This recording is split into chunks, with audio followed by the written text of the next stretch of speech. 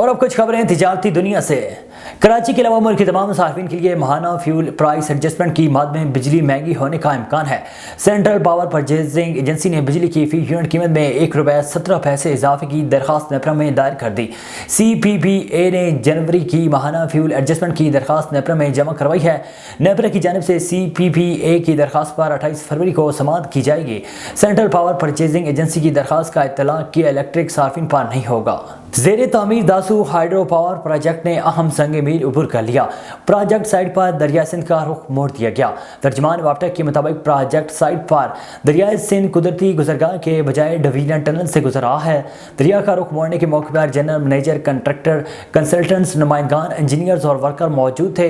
तर्जमान का कहना था कि दरिया सिंध का रुख मोड़ने पर चेयरमैन वाप्टा सजाद गनी ने प्रोजेक्ट इंतजामिया को मुबारकबाद दी। दरिया का रुख मोड़ने के बाद आरजी डैम पर तामीराती सरगर्मियां शुरू कर दी गई हैं। सोने की कीमत में एक रोजा कमी के बाद अचानक बड़ा इजाफा हो गया। आलमी मार्केट में सोना $19 महंगा होकर $1843 फी औंस पर पहुंच गया।